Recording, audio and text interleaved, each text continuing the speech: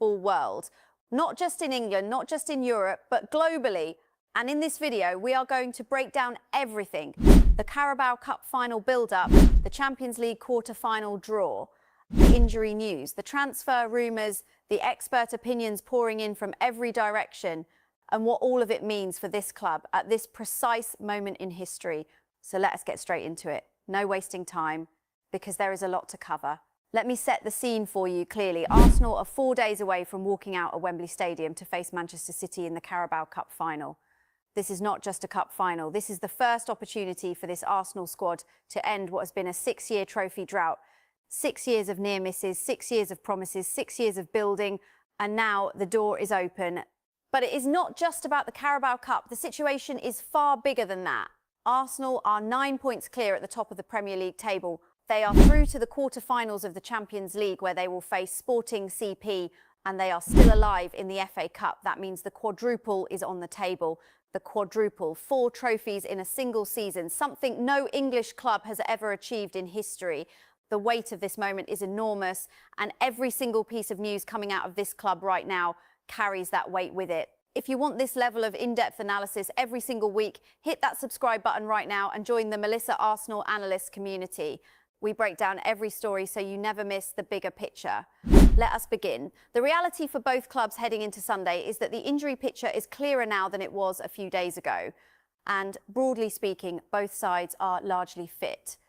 For Manchester City, it is now confirmed that Josko Gvardiol will miss the final through injury, and Marc Guéhi will also be absent, but for a different reason, ineligibility.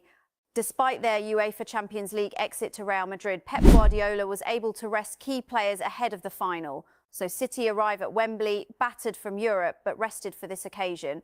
My analyst comment here is important. Losing to Gvardiol is significant for City, where he has been one of their most consistent defenders this season. His physicality and his ability to deal with high-intensity pressing is exactly what you need against an Arsenal side that presses relentlessly.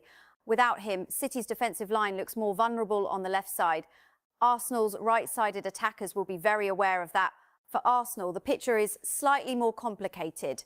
Mikel Merino is confirmed out long-term. Martin Odegaard is listed as a doubt. Jurrien Timber is also a doubt. These are not small absences. Odegaard is Arsenal's captain. He is the heartbeat of their build-up play. If he cannot start, Arteta faces a significant tactical decision. However, there is positive news on Eberechi Eze.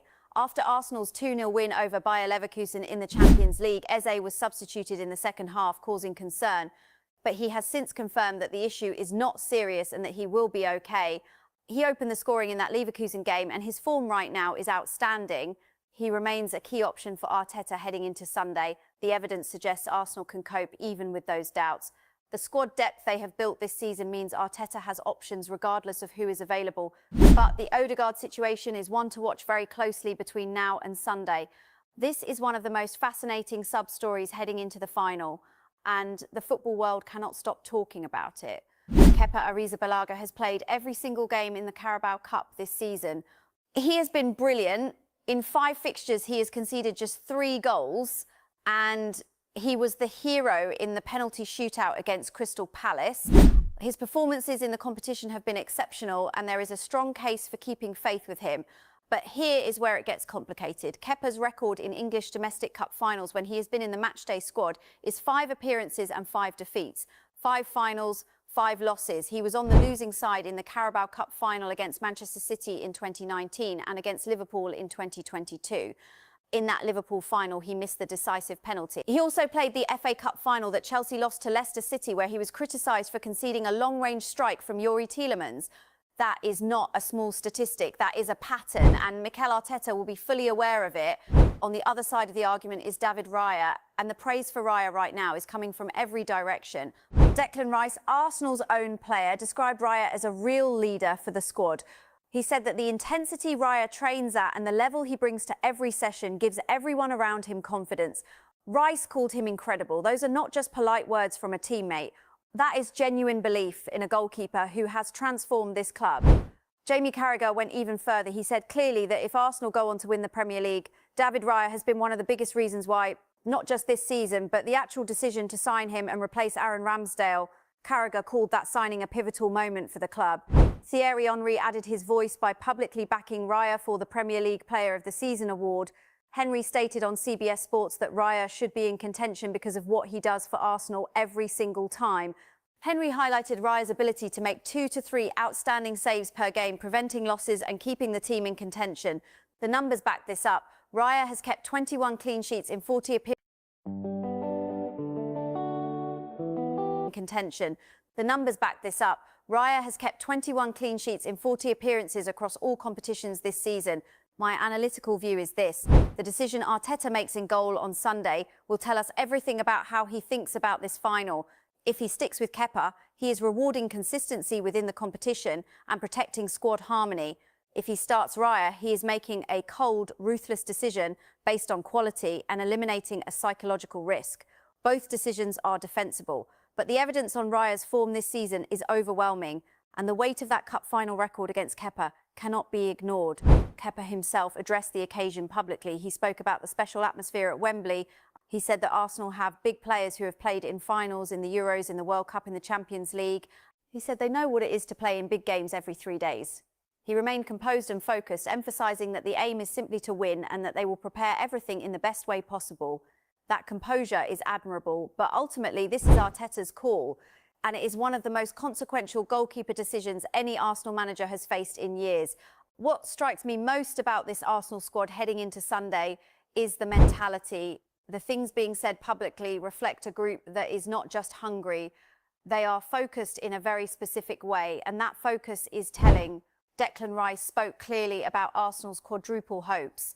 He acknowledged the possibility but immediately redirected the conversation to Sunday. He said the team treats every game like a final, and this one really is a final. He said winning trophies is the main goal this season, but that they will talk about that when they get over the line.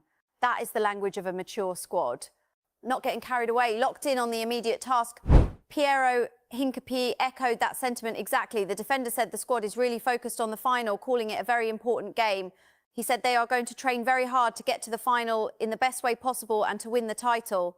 That is exactly the kind of public messaging you want from a squad preparing for Wembley. Noni Madueke brought the emotional dimension. He said winning the Carabao Cup would mean the world to the squad. He described getting that first trophy as incredible and said they will then be aiming to go all the way and win every competition. The hunger is real. The awareness of what this trophy would mean, ending a 6-year wait, is very real. And that kind of motivated, desperate to win energy can be the difference in a tight final. The external commentary around Arsenal right now is extraordinary. Let me take you through it clearly. Carlo Ancelotti, the Real Madrid manager, described Arsenal as a very formidable team. He said he has been watching them recently and that you can see how determined they are. He suggested that at the rate they are going, they could win more than 2 trophies this season. He's saying your club could win multiple trophies. That is not a small thing. Gabby Agbonlahar made a confident prediction that Arsenal will beat Manchester City in what he called a spicy Carabao Cup final. He pointed to the defensive combination of Gabriel Magalhaes and William Saliba and how aggressive they will be against Erling Haaland. He also predicted tension on the touchline between Arteta and Guardiola, 2 men who share a deep football relationship, but who both understand what is at stake here. Paul Merson went even further in his assessment. He said he cannot see any team having a clear plan to stop Arsenal. He pointed out that they are the only English team still competing for the quadruple and said the conversation is no longer just about whether they can win the league, it is about whether they can win all 4 trophies. Merson concluded by saying there is no doubt for him. He described Arsenal as the best team in the world right now and said with the form and belief they have, they look capable of winning anything. Steven Gerrard gave a thoughtful breakdown of Declan Rice's development. He said Rice is going from strength to strength and that he has become one of the best in the world. He credited David Moyes for schooling Rice tactically at West Ham. He credited England duty for building his confidence among elite players. And he credited Mikel Arteta's coaching for taking him to the next level. Gerrard said he wishes Liverpool had signed him, which for a Liverpool legend is about as high a compliment as you can receive. Frank Leboeuf was equally direct about Rice. He named him Arsenal's player of the season without any hesitation, saying there is no competition for him and calling Rice arguably the best player in Europe or in the world for most of the season. That is an extraordinary statement and the evidence on the pitch supports it. Neymar Jr. added a global perspective. He said he watched Arsenal's games against Atletico Madrid and Bayer Leverkusen and described them as an exciting team to watch. He highlighted Declan Rice, Gabriel Eberechi Eze, Victor Gyökeres and David Raya as players who particularly impressed him. He said he believes they can achieve a lot this season. When Neymar Jr. is watching your games and naming your players specifically, that speaks to the level of global attention this Arsenal squad has attracted. Kyle Walker offered a more measured view from the perspective of someone who has played in